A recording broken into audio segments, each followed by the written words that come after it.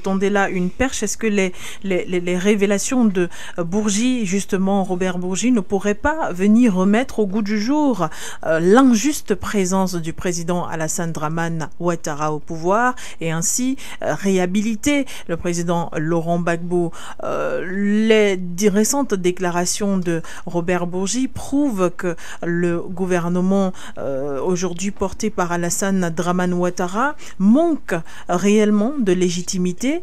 Alors, du fait de ce manque de légitimité, ne peut-on pas penser aujourd'hui que Laurent Gbagbo pourrait être, on va le dire, privilégié? Ce n'est pas exactement le mot que je recherche, mais est-ce qu'on ne peut pas dire qu'il serait justement, qu'il aurait cette possibilité de parler à nouveau au peuple et d'être élu par le peuple après les injustices qui ont été dévoilées? C'est vrai, ce sont des faits qui étaient su, mais si les pays africains décident d'ouvrir des enquêtes de justice, par exemple en ce qui concerne ces faits qui se sont déroulés, la Cour pénale internationale est pressée aujourd'hui par le peuple ivoirien de donner des résultats avant l'élection de 2025, ce qui pourrait peut-être mettre en difficulté le président Alassane Dramane Ouattara et viendrait expliquer pourquoi Laurent Gbagbo miroite toujours le fauteuil présidentiel, car finalement il en a la possibilité.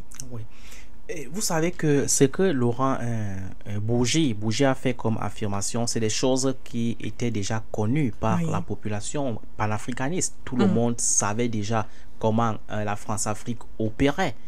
Ça, c'est le premier élément. Le deuxième élément, il faut savoir que Bourgi n'est pas n'importe qui.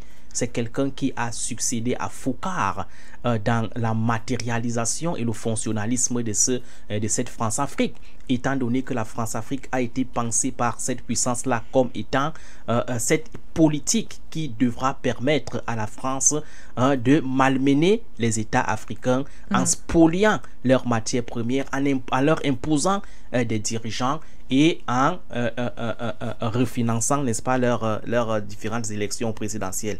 Et parce qu'il faut rappeler que la France-Afrique, c'est aussi le financement des hommes politiques français par les présidents africains. À l'époque d'Omar Bongo, comme à l'époque de son fils Ali Bongo, et il y a des sommes faramineuses qui ont été débloquées en direction de la France. Omar Bongo était presque le faiseur de roi du côté de l'Élysée. Ce n'est pas parce qu'il était peut-être charismatique, mais c'est justement parce qu'il avait le pouvoir financier. Donc, lorsqu'on prend donc en compte cette trajectoire de Foucard, lorsqu'on prend le contexte dans lequel il vient faire cette affirmation, on devrait être, n'est-ce pas ici, prudent. On devrait, n'est-ce pas ici, prendre au sérieux cette façon de faire. Parce que cette affirmation, cette position intervient dans un contexte où la Côte d'Ivoire est en train de s'acheminer à une élection présidentielle l'année prochaine. D'accord? Quel intérêt aurait-il peut-être pour Bourgi de venir faire cette affirmation à moins d'un an de la présidentielle? Pourquoi ne l'avait-il pas fait à l'époque où on déportait Laurent Gbagbo du côté de la Cour pénale internationale? Je pense que si cette affirmation avait été faite à cette époque-là, elle aurait eu beaucoup plus de cohérence, de logique, de pertinence et même d'objectivité du point de vue, n'est-ce pas, du rendu de la justice. Donc, moi je pense que aujourd'hui, ce que vous posez comme problématique, c'est vrai, cette façon de faire risque de produire plusieurs effets pervers. D'accord? Le premier effet pervers, je vous ai indiqué dans ma première prise de position, c'est que aujourd'hui, les puissances occidentales peuvent utiliser aujourd'hui, n'est-ce pas, cette injustice, entre guillemets, qui a été dite dans le problème ivoirien, pour essayer de se relégitimer ou de se recrédibiliser sur le plan international, en disant que, ok, maintenant, c'est à Alassane Ouattara d'être incriminé. C'est-à-dire, on utilise quelqu'un, on le suce, on le fait jouer les intérêts des puissances occidentales et à la fin, on le lâche lorsqu'il n'est plus important, lorsqu'il n'est plus nécessaire. C'est la manière de faire de la France-Afrique. C'est toujours comme ça que la France-Afrique a eu à opérer. On utilise un président et à la fin, on le jette lorsque, en réalité, il n'a plus n'est-ce pas, d'importance à jouer.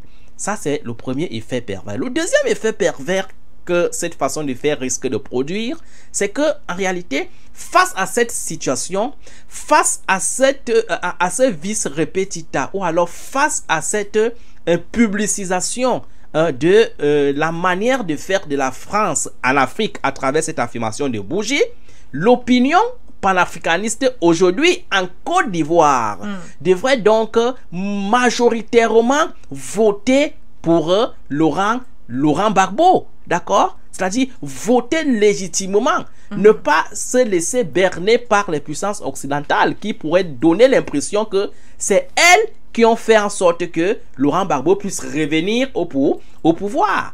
Ça, c'est le deuxième effet pervers. Et je pense que si en réalité le jeu politique était libertaire, c'est-à-dire libre, souverainiste et indépendant du côté de la Côte d'Ivoire, cet effet pervers aurait plus de chances, n'est-ce pas, de se reproduire. Parce que le premier effet pervers, c'est un effet pervers qui risque de redynamiser, n'est-ce pas, la colonisation, l'impérialisme. Parce que cette façon de faire montrerait que en réalité, c'est encore les pays occidentaux qui choisissent les dirigeants à notre place. Donc moi, je penche beaucoup plus pour le deuxième effet pervers qui risque de faire en sorte que le peuple en général en Côte d'Ivoire puisse donc dire niet à cette façon de faire des puissances occidentales en élisant majoritairement Laurent Gbagbo, ou du moins la personne que Laurent Gbagbo aura choisi pour porter la candidature de la gauche. Parce que, comme je vous ai dit, à l'état actuel des choses, sa personnalité, sa candidature ne peut pas